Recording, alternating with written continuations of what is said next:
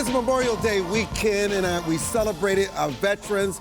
You know, World War II veterans are all in their hundreds now, and many of them are passed away and very few left, and we especially celebrate them today. Let me just say this to you. I want to ask a question of our guests that will join us tonight, Robert HILLARD and Steve LAFFEY. Politics alone cannot answer what is happening in America and the world today. And the question I ask my guests today is, what is happening to the souls of our country? Every day we debate elections, policies, and culture wars. But on this Memorial Day weekend, I want you to focus on something different. Beneath the headlines is something deeper, a spiritual exhaustion spreading across society. America has more wealth, technology, and influence than ever before in our history, yet so many people in our republic feel angry, isolated, anxious, and without purpose. You know, at some point, we must confront the truth that laws alone cannot restore morality, and politics alone cannot give meaning to people's lives. History shows civilizations rarely collapse from the outside first. Rome, the Ottoman Empire, the Greek Empire, Sparta, they weakened from within through moral confusion, loss of discipline, and the erosion of shared values. Today, politics has become a substitute religion for many. Yes, politics is a religion today. Think about it. Opponents are treated not as people with different ideas, but as enemies. Outrage replaces wisdom. Power replaces character. But freedom cannot survive without responsibility, virtue, and a sense of higher purpose. This is not a message of despair. It is a call for reflection, because the greatest challenge facing America may not be political at all. It may be spiritual. So let me start with you, Robert HILLARD, a man of faith. What happens to a nation when it gains power but loses its moral compass? Well, inevitably, it destroys itself from within, as you've said. You can go even more recently to empires such as the British Empire. The British Empire, the sun never set on that empire. But once it lost its moral and spiritual basis, once it became an empire built on slavery, built on the subjugation of the Indian subcontinent, the poisoning of China with opium through the Opium Wars, outsourcing what was once a broad imperial goal to the East India trade companies and the exploitation of natives here in the North American continent, within 100 years, they became a shell of themselves. And now the British Empire can barely defend its own island, let alone defend an entire global empire. Similarly for America, I grew up much like you in the South. I grew up in Harris County, Georgia. I was a dyed-in-the-wool, 3-day-a-week Christian conservative, moral majority, Crystal Cathedral, all those things. Grew up with Pat Buchanan. My dad gave money to Jimmy Swaggart every single month. But that version of the Republican Party no longer exists. And that version of the Democratic Party no longer exists. That a party that is based on morals and values and expectations is gone. And because of that, we have a public policy which is now simply built on, as you said, team sports. What can I do to destroy the other team? Not what can I do to uplift mine? What can I do to ensure that I have 100% power and never have to compromise? I think there's something wrong with America when Thomas Massie isn't conservative enough to be a Republican and Joe Manchin isn't progressive enough to be a Democrat, where there's no room for dissension, no room for independent thought. Everyone simply has to be in lockstep with leadership, and that leadership is controlled by corporations as opposed to being controlled by the moral values of America. So I think the American people have to start taking this power back.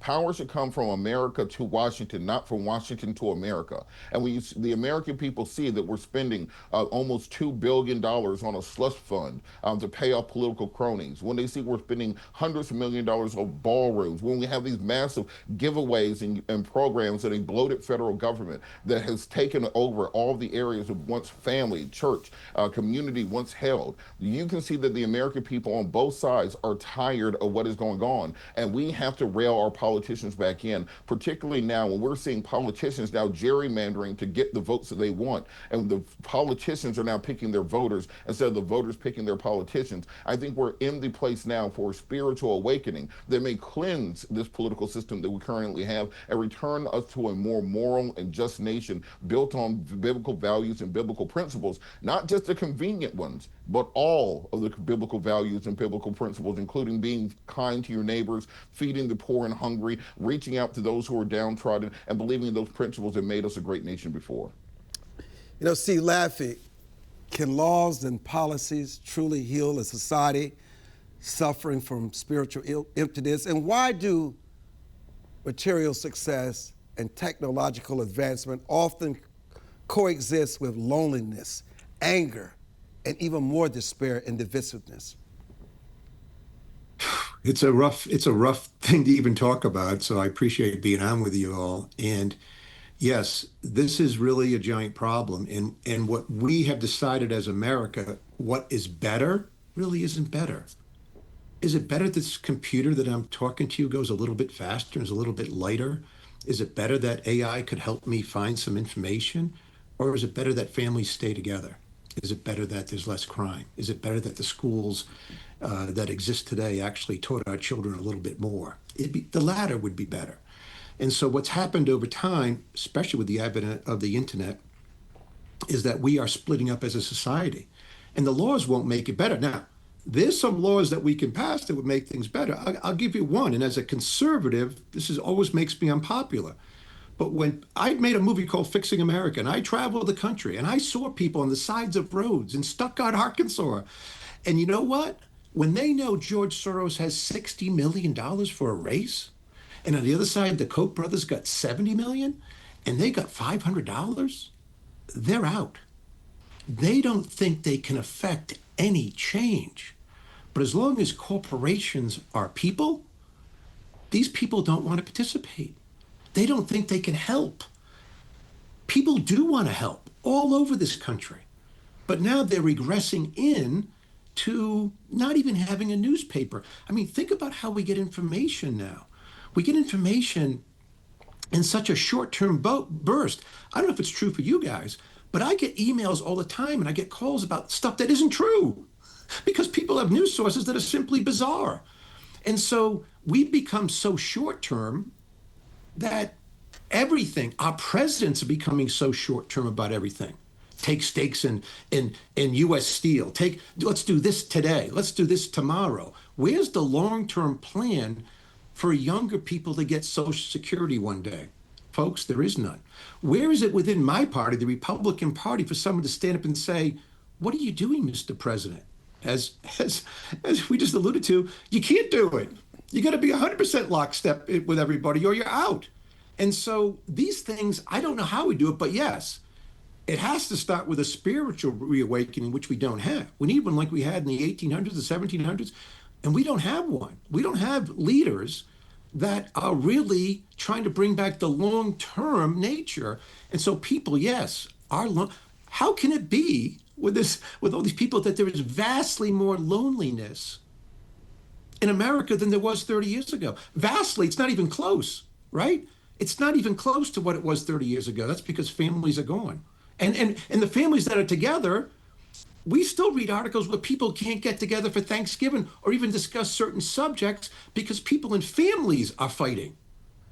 I find it so sad that it's hard to really even, I'd rather talk about the national debt than this because it's hard, right? It's hard to watch the country fall backwards. You know, Robert, why do civilizations throughout history, and you took us back in history, decline even when they appear economically and militarily strong? Hubris, the downfall of nearly in every empire. In addition, with that hubris comes military adventurism. As your empire grows fat and complacent, the people back home stop working. You decide to start outsourcing your labor. You saw this in the Roman Empire when they started bringing in Vandals and Goths, etc., and outsourcing their military to become mercenaries. Well, after a while, those people who are barbarians outside of the civilization decide, well, we're doing all the work, that we are farming all the food, we're paying tribute, then why can't we be just full citizens of the nation since you guys aren't doing anything? And eventually, when Rome couldn't afford to continue paying Alaric, the Goths and Visigoths sacked Rome, and that led to the collapse of the East Western Roman Empire. We saw this with the Spanish Empire after they discovered literally a mountain of silver in South America. The current dollar sign of literally the Spanish crest, because they flooded the market with so much silver that had collapsed economic markets in Europe. They became complacent. They could not hold on to their empire. They had so much hubris to think they'd continue fighting European wars while maintaining a global empire that it collapsed. We're seeing the same thing with America right now. You cannot sustain $40 trillion in debt. I don't care if you're a liberal, conservative, or anything else. The math is the math. President Trump, in less than 6 years in office, has added $12 trillion to the national debt. We can get into arguments about who, what, when, where, how, and everything else, but the numbers are the numbers. We are $12 trillion more in debt now than before he touched office. So now the question becomes, how do we cut these things back? Do we cut it back by spending upwards of $1 trillion bombing Iran over the course of the last 3 months? Do we reel these things back in by saying that we're going to continue military adventurism now into Central and South America, saying we're going to take the president of Venezuela, now we're going to have a military intervention in Cuba? Do we continue to have tax cuts while also pushing up national spending on vanity projects around the world? We have to take seriously, from both the conservative and the Democratic side of the aisle, the hubris that we're currently acting with and pretending that China isn't the stalking horse.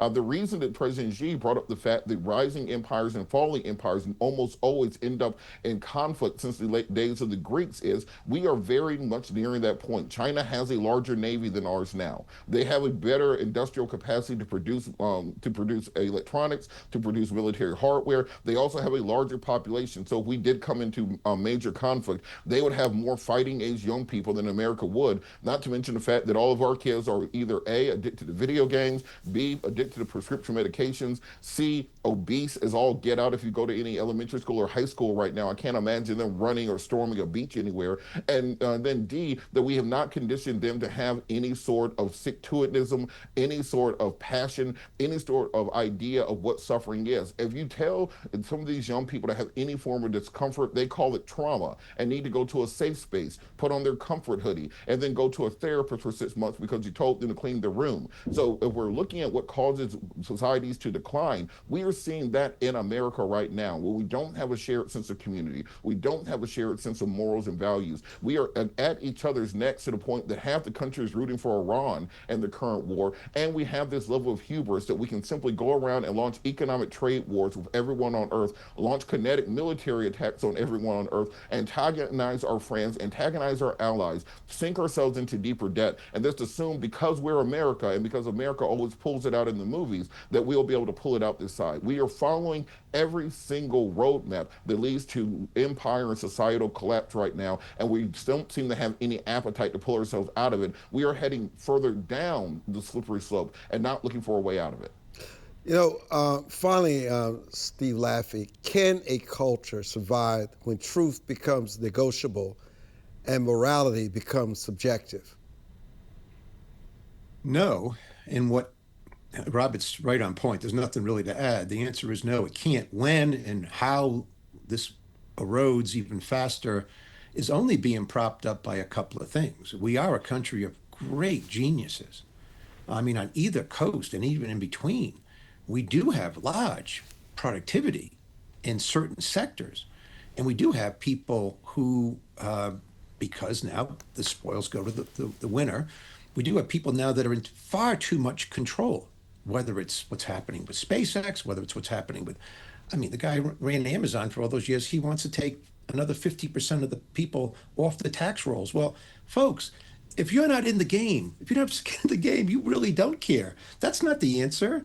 The answer is we all got to be in this together to solve these problems. The problems, Robert alluded to $40 trillion in national debt.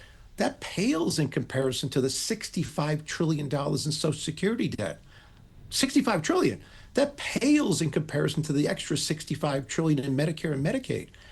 Like this is beyond anything that can ever be solved without real consequences for everybody. And as Robert said, we don't have the people anymore.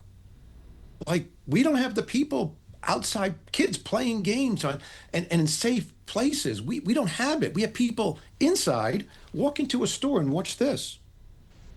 Watch that among every 20-year-old you see. They don't even look up. So what are we going to do? So this is a generational thing, and I don't want to sound like the old guy saying, "Oh, the young generation," because we've always had these problems. But without some come together president, and we don't have that now. We have a president who's attack, attack, attack. We have a president now that's even into like at least in the corporate world, total fascism. Stake in here, stake in U.S. Steel. I want you to do that. That's the old fascism Mussolini game. That's what we're in. And by the way, every single elected Republican except for Mr. Massey and a couple others are in. They're in no matter what he does. Instead of the usual dialogue that used to happen under George Bush, both Bushes, it doesn't happen anymore. We don't have this dialogue. I'm so far out in right field that I can't, if I say something, it's like this guy must be crazy. I'm just saying things that Reagan would say. Mm-hmm. Listen. That's what we are. I can't thank both of you enough for loving America, your honesty. Happy Memorial Day weekend. We must continue to spread this message because we suffer not from policy, but spiritual illness. When we return, Mark Elliott, who is the chairman of the board of Invivyd, to join us to talk about the new drugs that's in the market that can combat COVID and these other viruses that continue to spread like wildfire. We'll be back.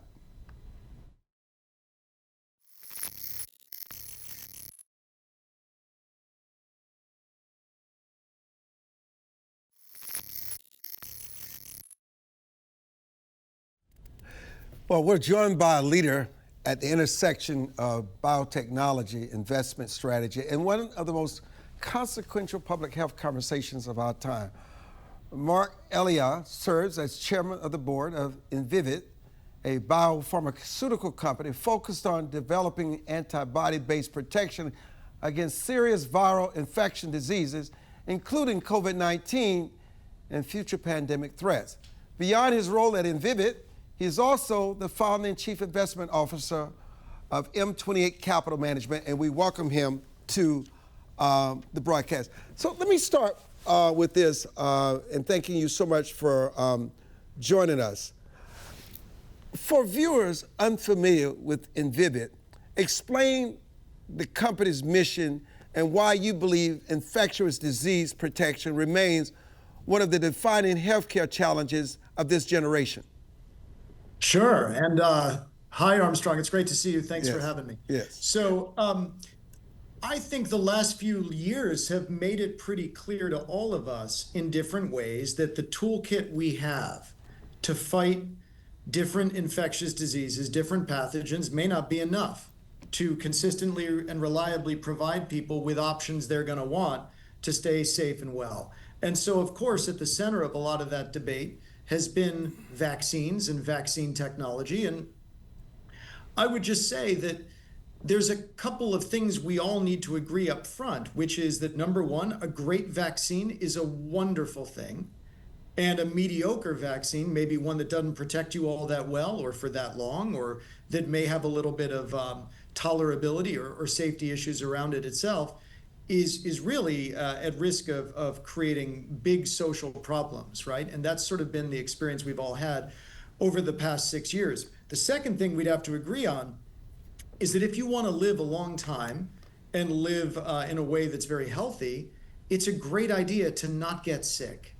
So if you just step back and consider how human beings tend to die, how we age, how we have days that are maybe not the days we'd otherwise choose, a lot of the time those days happen because we get an infection And whether that's a virus like SARS-CoV-2 that causes COVID, whether it's a virus like a hepatitis, whether it's a virus like a more common cold, a rhinovirus or whatever, if we could avoid those things, the world would be a better place. And so what our company focuses on, and what I think of a lot of America needs, are better tools. And we focus on monoclonal antibodies, which I'm sure a lot of your viewers have heard of. These are essentially medicines that act in a way to supplement your natural human immunity and give you an ability to beat off, to fend off some of these infections before they take hold. So look, we're very focused on this. You've argued that COVID-19 did not expose a technological failure as much as a biological limitation in human immune response. Explain what you meant by that. Sure. I meant something really basic. A vaccine has to work within the limits of a human, right? So you and I, if we get sick, we're going to make some immune response. Just like if we get vaccinated, we're going to make some immune response. The challenge is that is only as good as our immunologic wiring. So there are situations you'll notice where we get sick over and over again from common infections, or we have chronic infections, again, and a classic would be a hepatitis B or a hepatitis C, that your immune system just can't clear. That's why we lose some of these fights with some of these pathogens. And so when I said that, what I guess I was pointing out is that a vaccine in and of itself doesn't protect you. It teaches your immune system how to protect you in the future.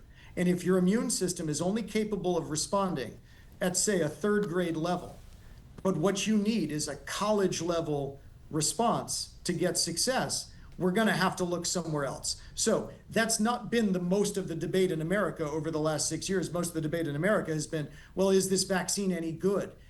It just is. It operates subject to the limitation of the host humans. It's not like the measles vaccine is so amazing and the COVID vaccine is so terrible. It's simply that humans and a lot of mammals aren't able to ever generate meaningful, durable protection from a coronavirus, whereas we are. Let me challenge. Measles. So let me challenge you here. So Invivyd focuses heavily on monoclonal antibody technology.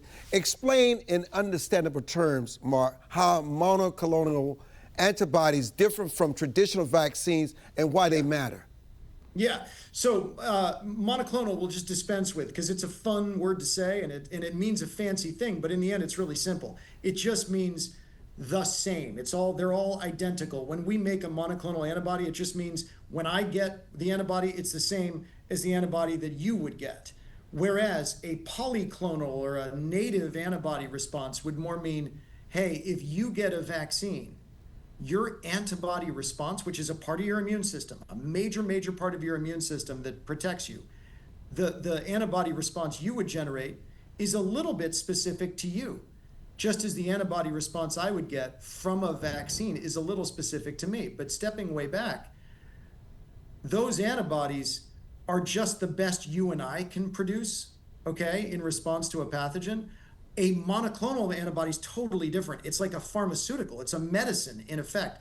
All we do in the pharmaceutical industry is make antibodies that are better than what you or I can create, left up to our own devices. And when we offer them to a vulnerable person or a patient in need, all of a sudden they're essentially receiving a form of superhuman immunity, right? I'm waiting myself as a vulnerable person for Invivyd's antibodies because I'm looking forward to being able to have something at the ready in my bloodstream that's better than what I could ever get in response to a vaccine. So let me elevate this again, because obviously this brings to mind this probably is more effective for those of us in the best condition. And I want to pivot a little more to the elderly and talk about the elderly remain vulnerable. Do you believe this elderly community has been overlooked in the broader public health conversation in terms of what we're discussing here?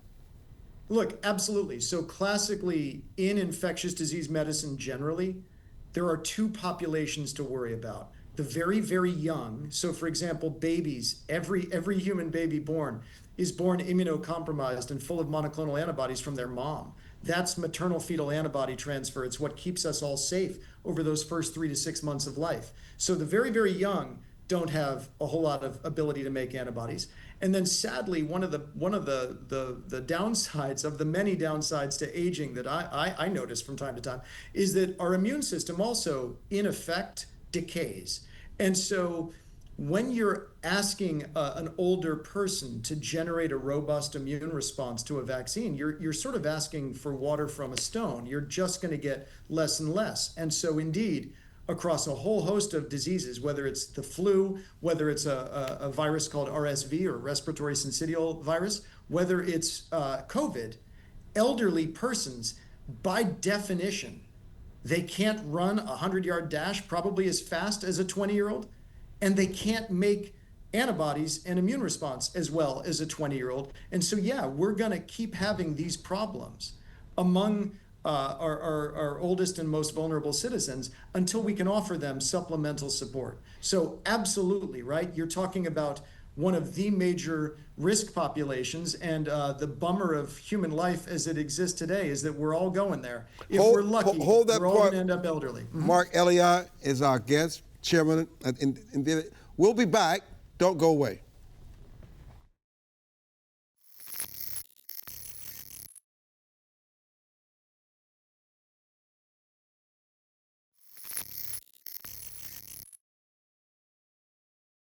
Welcome back. Mark, how difficult is it to operate a biotechnology company in today's regulatory and political environment, especially when public trust in healthcare institutions has been so fractured? Yeah, it's I think getting a lot better, but for a few years it has been noticeably difficult, right? I think one of the wonderful things about trust when you have it, and what is so painful when you lose it, is that trust is this kind of grease for social progress, right? If we all agree that either of modern medicine or the government or even your family doctor has your best interest in mind, you're probably likely to go some distance down the path into new things.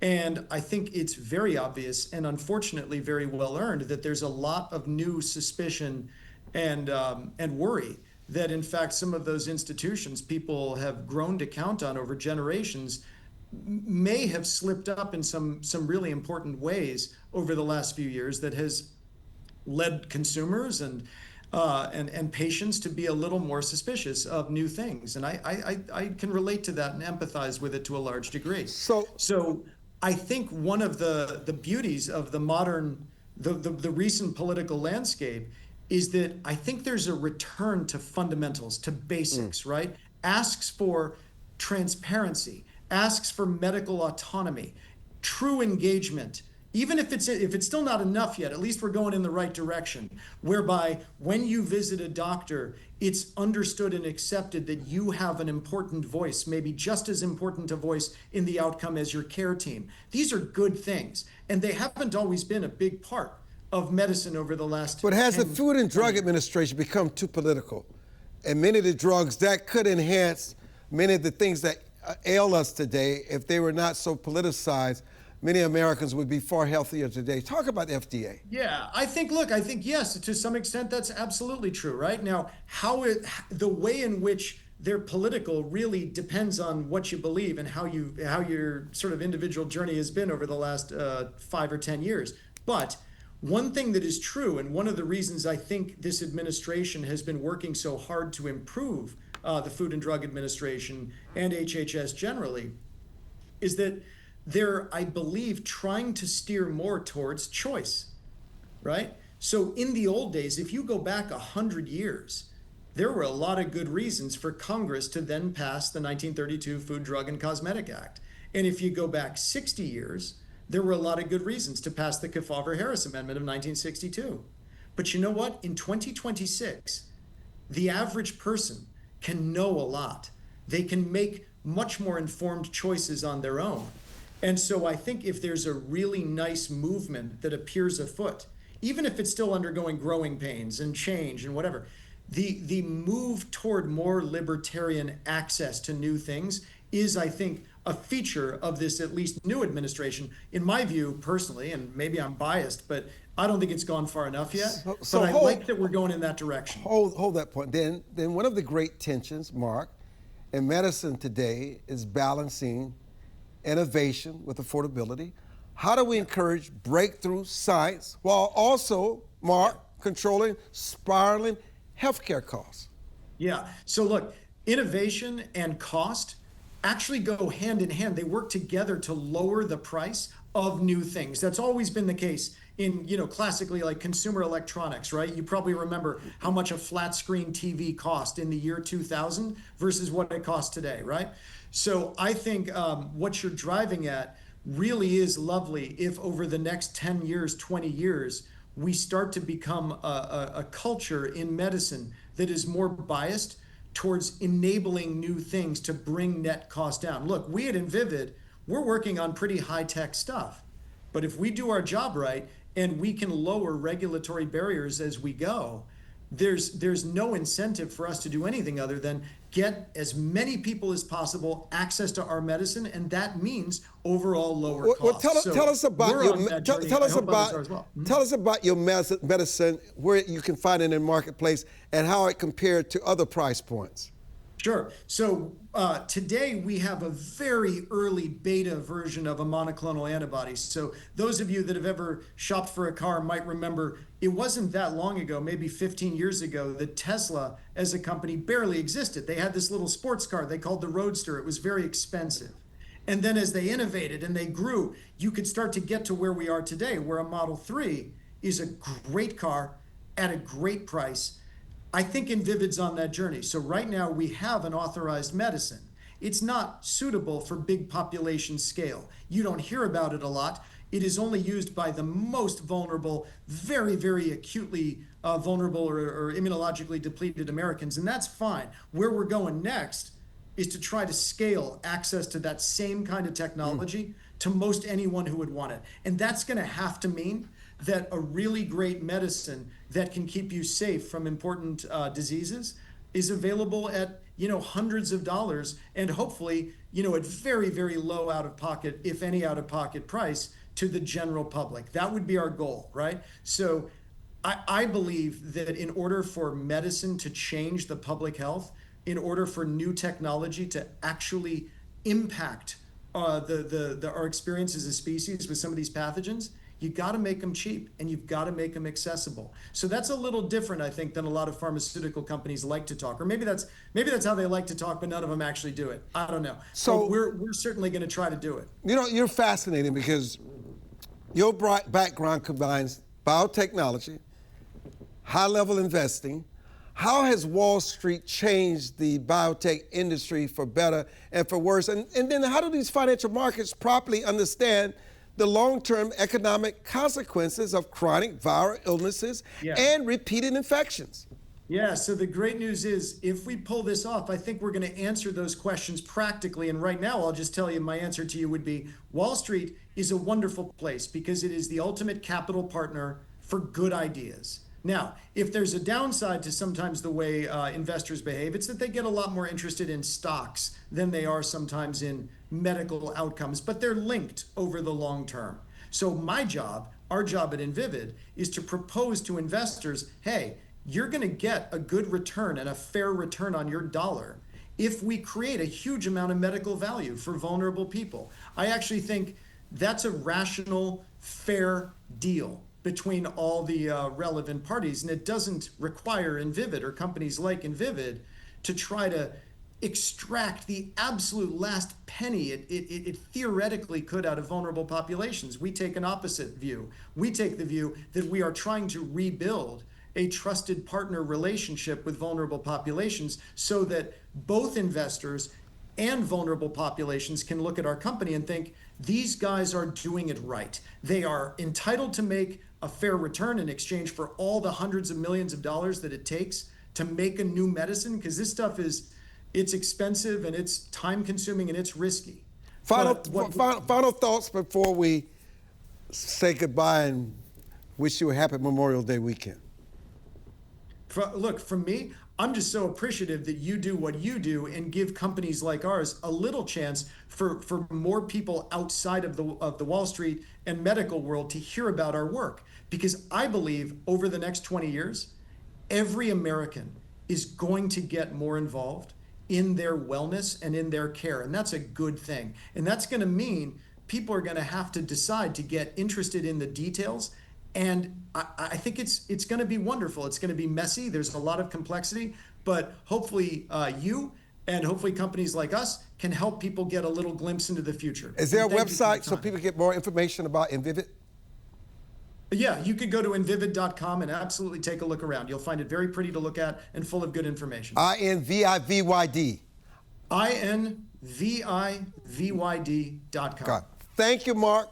Looking forward to future conversations, and we wish you the best, because only the American people benefit if you're successful. Well, when we come back, we're going to celebrate this Memorial Day weekend with Ken Falk and Bob REITZ here on the Armstrong-Williams Show.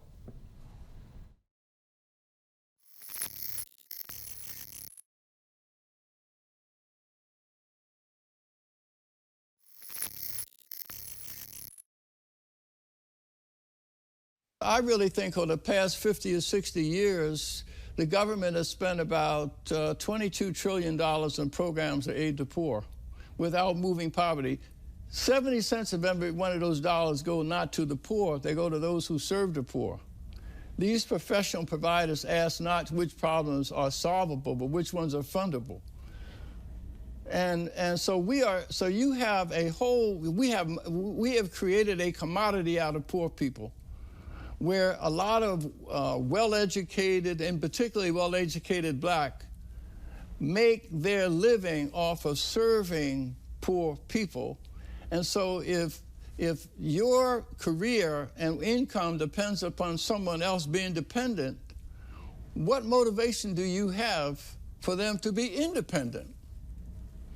And so we're in a situation where even if you're well-intended, it causes good people to do bad things or harmful things.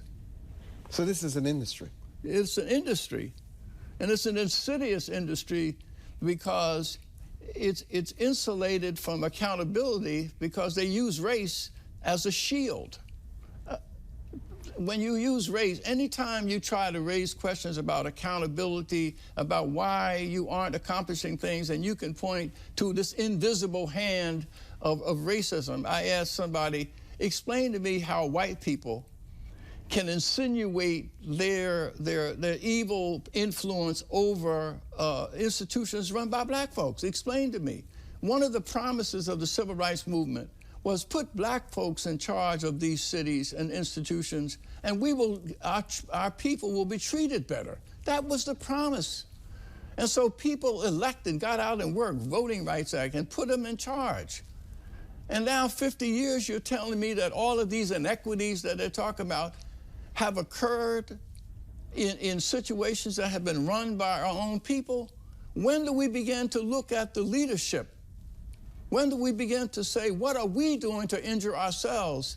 But instead, a lot of these officials try to escape any responsibility by saying, well, it's institutional racism. I don't even know what that is. I don't know what. You know, this week we lost a giant. Bob Woodson passed away at 89 years old, leaving behind a legacy of wisdom, courage, integrity, and moral clarity that cannot be replaced, as you just listened to him in that clip. You know, we had the privilege of sitting with him, and what struck me most was not simply his intellect, but his deep humanity. He refused to surrender to slogans, ideological fashion, or the easy politics of division. He challenged America to confront hard truths honestly while never abandoning faith in the dignity and potential of people too often forgotten by society. Mr. Woodson was a once-in-a-generation voice. He believed real change began not in government press conferences or social media outrage, but inside families, neighborhoods, churches, and communities where ordinary people quietly carry extraordinary burdens every day. And I must tell you, at a time when our nation increasingly rewards noise over wisdom, anger over character, and performance over substance, Mr. Winston remained grounded in principle, compassion, discipline, and truth. His passing is a profound loss for the country and for everyone who believes in personal responsibility, accountability, community renewal, and the enduring strength of the human spirit. Rest in peace, my brother. We will continue to torch, and thank you for your legacy and your voice. So Ken Falke and Bob REITZ join me today. Gentlemen, welcome to the broadcast. I'm going to start with you, Ken, as we talk about the cost of freedom. And I'm going to ask you a simple question. Have modern Americans confused freedom with comfort and convenience? Hey, Armstrong, how are you? And Just thanks fine. for having me on. Yeah. You know, I don't think so. I think you know, America knows the value of our military service. They see it a lot.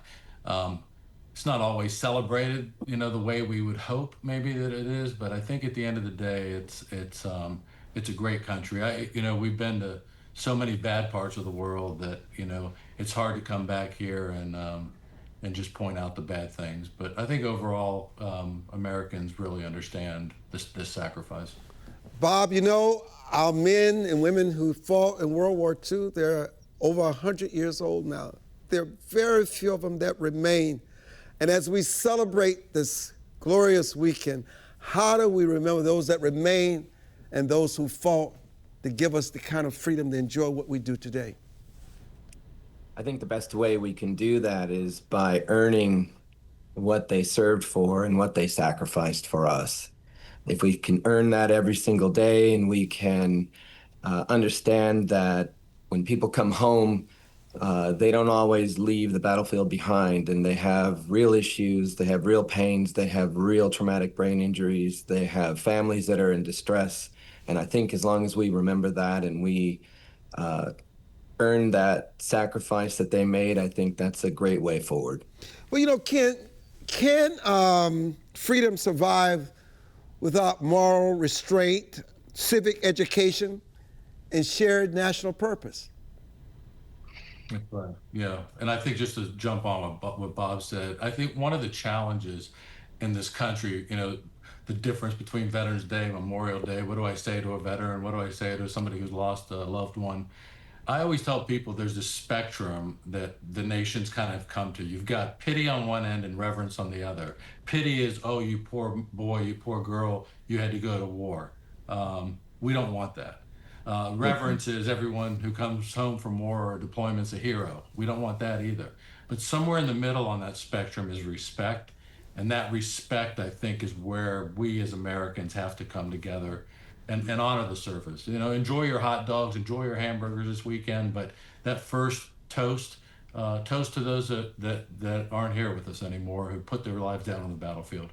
You know, Bob, I've got to bring this up. How did World War II, Korea, Vietnam, Iraq, and Afghanistan reshape the meaning of sacrifice across generations? I can live it personally. My dad's mom and dad were both Marines. They were both Marines in World War II.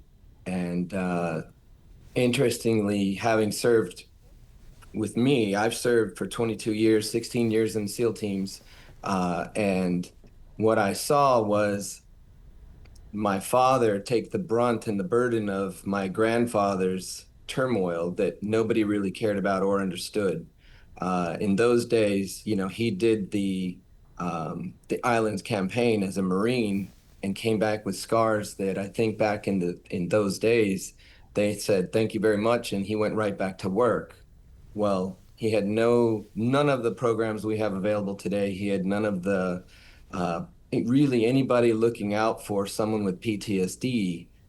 And he ended up suffering. And my father suffered for it. He suffered dearly for it because my grandfather didn't understand the pain that he went through, and he didn't understand what he saw.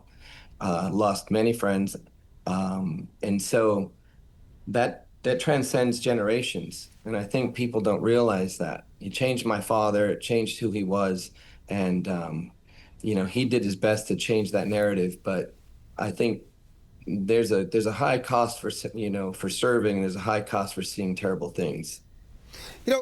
Can America remain strong if the younger generation no longer understands the human cost of liberty?